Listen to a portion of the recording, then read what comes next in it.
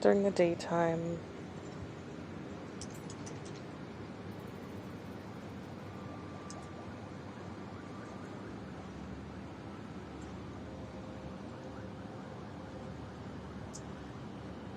Here's downstairs. Below my hostel, there was like a sort of shopping center with the money exchange.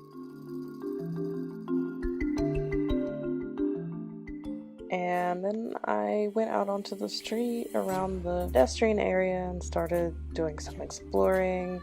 It looks like your pretty typical city center. You know, everything looks really nice. I think the city center tends to be the nicest part of town. Usually I don't do the typical touristy stuff where you have to pay admission and stuff. I just stay with locals and go to places that they suggest, which are typically places that tourists wouldn't know about. But in Belgrade, I had the feeling that even in the city center, in the pedestrian area where it usually is a really nice part of town, it wasn't as nice as what I'm used to. I noticed a lot of the buildings seem kind of run down on the outside, which I guess has to do with the building owners not being able to really afford the upkeep. I noticed a lot of graffiti all over the place. And that to me says that the people of the city don't really respect that space as much. And I definitely appreciate graffiti as art. I just feel that in certain areas it tends to be more taboo, and whereas like actual art is fine,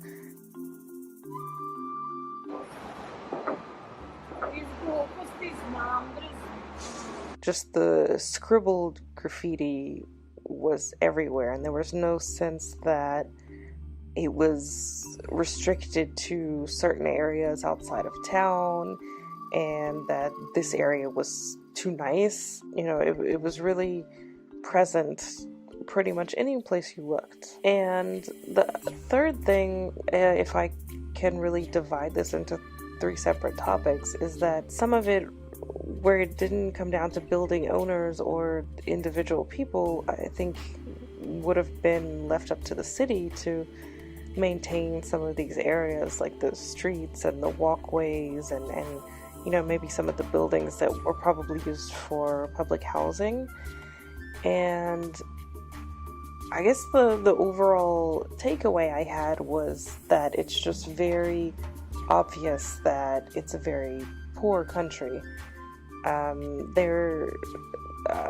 You know, like I said, all of my interactions with the people there were very nice. The people were really friendly and sweet and would apologize for not speaking better English if they didn't already speak excellent English.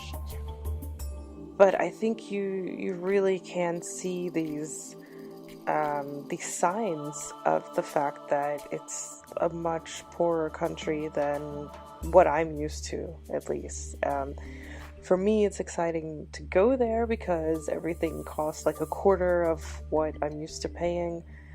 But I think for people who live there, when I was first going into town on the bus, I saw this building that was so run down that I just thought, wow, I mean, people who live there probably would never get enough money together in order to go abroad, because the income they'd be making here would be so low compared to the cost of whatever country they might want to visit. There were a couple people in my hostel from Turkey, you know, so maybe that's why they're sticking to this part of the world, because if they have less income, then it's more manageable to visit neighboring countries that are also not the richest. But I definitely wouldn't have an issue going back there. I know that I really haven't seen enough to have an overall impression. I haven't been to other parts of town and to the tourist areas to really have a complete picture. But from what I saw, I think it would be a nice place if I just want a place to like go and just be. But it's probably not really the kind of place that's gonna get me all excited to go exploring everything. So yeah, I definitely wouldn't mind going back in the future, but I feel like I wouldn't make it a priority, and if I don't go back, I wouldn't be disappointed. It wasn't, I just didn't fall in love with it the same way that I do with a lot of places. But I didn't have an issue with it, and I think, I would love to go and spend my money there and maybe help boost their economy a bit, and save money myself, and enjoy certain luxuries that I can't afford where I normally am. It's a pocket cafe and billiards. Sounds like a play on pocket coffee. And I've seen a lot of places like that where it's like the name of the place is sort of a play on a famous brand or something. Oh, what is this? So the last morning I started walking down to the bus station, and at some point I noticed there's a bunch of other people with suitcases and backpacks walking the same direction, so I didn't even have to check the map anymore, because clearly they were all headed to the same place. You have to pay to enter the bus station and pay for your bags. Now, normally I would never pay to enter a bus station. In this case, that wasn't an option. There was no way of getting through without paying for the entry to the bus platforms. I was glad that I had cash. I noticed some people that were walking down the hill the same time as I was had to stop and go to an ATM, but cash wasn't enough. I had to go and buy this ticket, hand it to the people guarding the turnstiles to make sure that you actually paid before you walked in.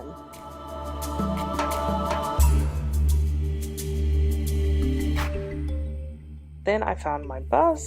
It was a partner of Flixbus, and there was one that had Flix written on it, and I walked up to that one first, and the guy immediately knew that I was heading to Budapest and pointed me in the direction of the other bus. On your left or right side.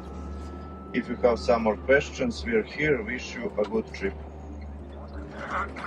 Poštovanje, dragi putnici, da vas pozdravim u ime kompanije Foodex, naravno i u moje ime i u ime mog dragog kolege na našoj liniji Beograd-Budimpešta. Što se tiče boravka u autobusu, postoji par nekih pravila. Molimo vas da svo smeće odlažete u kese koje se nalaze samo sa jedne strane vaših sedišta. Nemojte ništa baciti po podu niti u mrežicama ispred vas. Toalet služi za potrebe male nužde i nalazi se dole kod zadnjih vrata. Ukoliko imate neki drugi problem, molimo da nam se obratite, staćemo na nekom najbližem mestu. Prilikom upotrebe na lavabo imate dva prekidača, prvi služi za pranje ruku, drugi za ispiranje toaleta. Papir, vlažne maramice bacite takođe u kesu koja se nalazi tamo. I još jedna vrlo bitna stvar, toalet možete koristiti kada se autobus kreće, ne kada stoji. Posebno nema ulaženja na granici u isti. Wi-Fi ćemo imati kada budemo ušli u Mađarskoj. I ukoliko imate još nekih dodatnih pitanja, možete nam se obratiti. Još jednom vam želimo ugodan put sa nama. Yeah, and I got another look at the city on the way out in the bus, which was also pretty nice.